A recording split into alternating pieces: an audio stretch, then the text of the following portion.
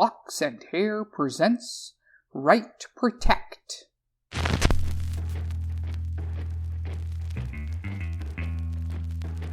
She called herself Heroin Chic. That's heroin with an E on the end, although I think the confusion was intentional. She was a disco drag queen in late 70s Chicago. I know that term can be politically charged now, but that's what she called herself. It's even the name of her first and only album. Heroin was also notable for a couple more reasons. First off, she established her own label, Questionable Records. It gave a place and a voice to lots of local performers.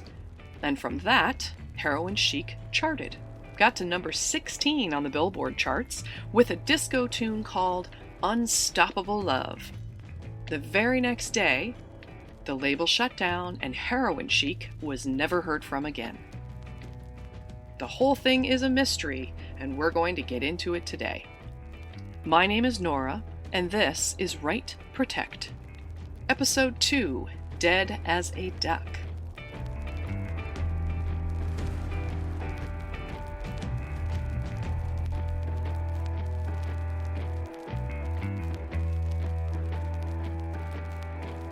My favorite teacher and mentor, Lisa, told me to never apologize at the start of a speech. You don't list your faults at the front, you tell them what you overcame at the end. So, I'm not trying to apologize here, more trying to explain where I am. I'm not a historian or a journalist. I never even expected to be a podcaster. I'm not so in love with the sound of my own voice. But circumstances have compelled me to get the word out about what I've found, to try and make sense of it and possibly get some help from you in the outside world. A crate of cassette tapes came into my possession. I won't get into it right now, that'll be for later, but I got them and started digging through. They were from a media journalist named Dolores who went by the handle of Lady D. Most of the cassette labels were faded, handwritten titles, some of the names were unfamiliar, but a few rang out. They were musicians, actors, writers, all next to a day from the late 70s to the early 80s. And most of them don't exist. Not according to any history book, website, or any historian I can get to answer my emails. This is either a really weird art project from the 80s, or something much stranger. And I've gotten to a standstill on my own research, which is not my main focus in life. I'm still trying to... I'm not sure how much info I want to give out about myself at the moment. I have had some strange things happen since I started talking about these tapes. And now, I've opened myself to the world. Let's just get back to the tapes. So, Heroin Chic.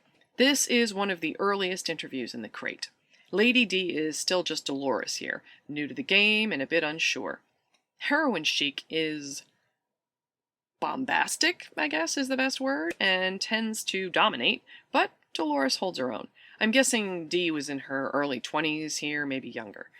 The interview was in August of 1979. Just a month after the infamous Disco Demotion night at Comiskey Park. Heroin Chic's label had just folded. Everyone fired and all the masters had disappeared. Even the rights to performance had been snapped up. Which is why you won't be hearing any excerpts on the show. I'm going to play you a piece of the interview, and then I'll be back afterward. Sorry for the quality, I've cleaned it up as best I could, but it's still coming from magnetic tape. Here goes. I am sitting here with Heroin Chic, who is kind enough to meet me for a cup of tea. Thank you, Heroin. Oh, you're just so very welcome. Do you go by Heroin? Do you prefer Heroin Chic? Darling, my friends, my closest friends call me Chic. So you can call me Chic, because I know by the time this is over, you and I are going to be two peas in a pod. My. I think you might be the first drag queen that's ever made me blush. Oh, I love your outfit. You just look... I'm jealous. I am so jealous of who you are. I want to be you. Oh, well, thank you. I'm pretty much a jeans and t-shirt kind of gal, so coming from you, that means a lot. Oh, you're too kind. Well, I do want to ask you, since I've got this one-on-one time with you, I wanted to ask you about Questionable Records, which was your record label. But within that, you had a really amazing hit called Unstoppable Love, and you had a lot of fans and a lot of popularity out of that. Are you okay having one major hit? Would you have wanted more, or is that okay? Well, it's not okay. Of course I would want more. Are you kidding me? I just wanted to take it to the top and be the first of my kind. But other people had other plans, and, well, here we are. What other people had other plans? I know you probably meant that in a super general sense, but that's a pretty good opportunity for me to dig a little. Well, it just is what it is. We can't control. I'd like to think that there are big spiritual beings out there that just control this universe and decided no. Did those spiritual beings personally have a part in the closing down of Questionable Records? Can you tell me a little bit more about what happened there, if you know anything? There doesn't seem to be any record of the label at all. Well, the label did exist. It was mine, and I'm not. You bring me here after all this time, and this is all you want to know? Well, it's not all I want to know, and I'm asking on behalf of a lot more people. But yes, we want to know. We do want to know. I would be lying if I said otherwise. Oh, my goodness. Well, anytime you start a business, especially in the industry, there's gray areas. Sometimes you think you're on the same page with people, and other times you're not on the same page with people. I mean, it really, why does any label fail? Why does anything fail? You can ask my poor schlump of a father why his hardware store didn't fail, things just happen. But I'm assuming you did everything best you could. You didn't want this to fail. This was your baby. Sometimes what we want and what we get are, not the same thing. And seriously, you want to know nothing about the industry, who I've met, who I've been with? I do. I have so many questions for you. First of all, I want to start with, I know you said that you liked my outfit, but looking at this ensemble that you're wearing, I could have never come up with this in a million years. Can you tell me about where you got some of these pieces? Oh, you know what? Bob Mackey. This is my favorite outfit. Bob was just coming up in the world, and he was working on the Carol Burnett show and making these wonderful costumes, and we had just had the best night.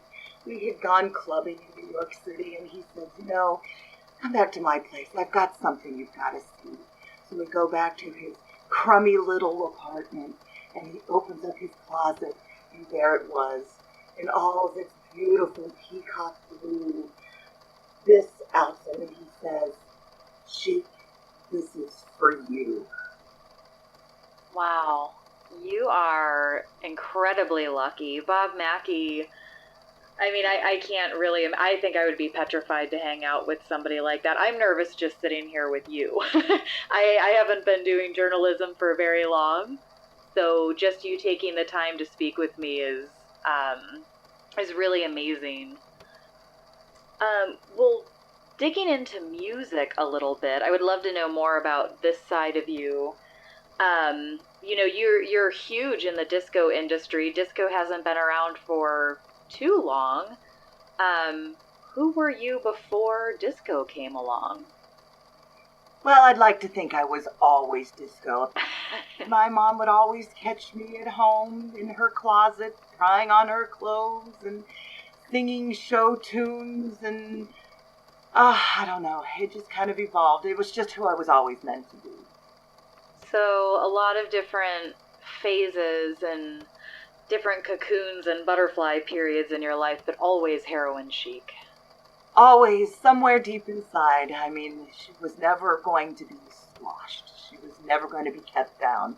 She was going to come out, but she spent time as he and had to just, exist socially, but here I am. Well, I'm happy that you're here, and I'm happy that you're still doing what you do. Not even a month ago, you had a really huge show at Comiskey Park. And, really, the world was your stage. And I'm not to say that it's not anymore, but I have to ask, what's next for you without the label being there? Well, I'm hoping for, the infamous comeback. Reinvent myself, dig a little deeper, maybe make another cocoon and just emerge in the next phase of me. Life is kind of like a book. And Disco, that chapter may be over, but there's always another one until you reach the end, and I'm breathing, so it ain't the end. I have all the faith that you're going to invent something new and amazing and completely original.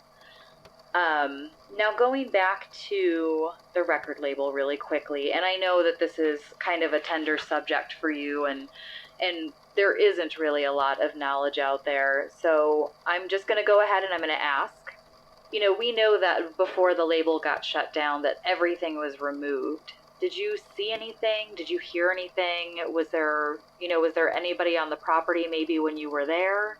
I don't know how often you were actually there. I was there enough, and I saw enough. To answer your questions, I saw enough. And there were things 1 minute, and next minute they're not. But if you want anything more specific, and since obviously this is all you need to know, because this is all that matters, why don't you go find the 2 men in the bolo ties and ask them yourself. You know what? This has been fun, but you're boring me, you're tiring me, and I'm done with you. So, good day. And that was heroin chic, I guess.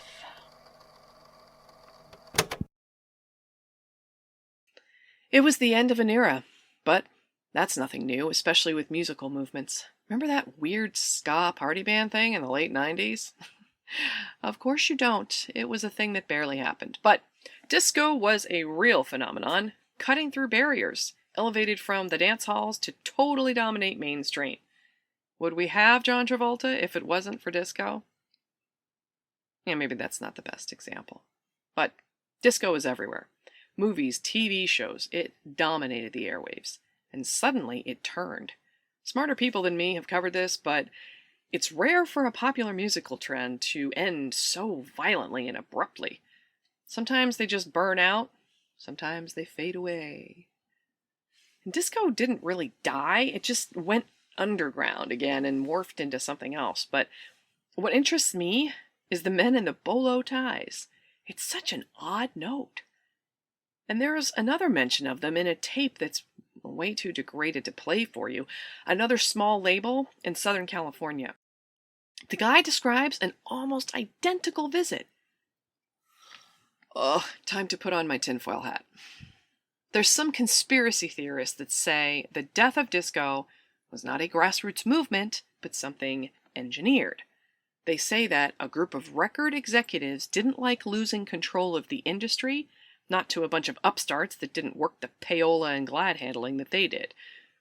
These pop music overlords paid good money to control the airwaves, and disco just didn't fit into their plans. Too sexy, too adventurous, too out of their control, too colored. And what met their approval playlists? Just check the charts.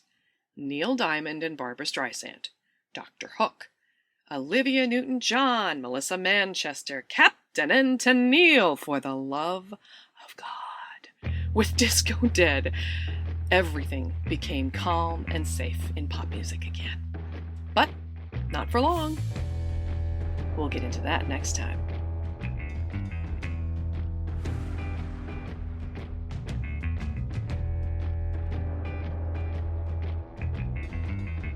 This is Nora. You've been listening to Right to Protect. Thoughts, theories, concerns? You can email me at rightprotectpodcast@gmail.com. Post a review up on iTunes if you're so inclined.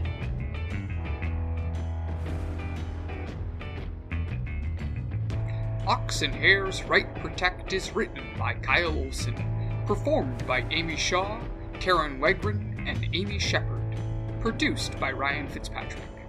Follow us on Twitter at Ox and Hare. Check out our Facebook page or come by our website, oxandhare.com, where we've got mysteries to unravel, the undead to console, and a time traveler. Just not all at once. Find new episodes of Right Protect on Ox and Hare's Monday Matinee. Come along.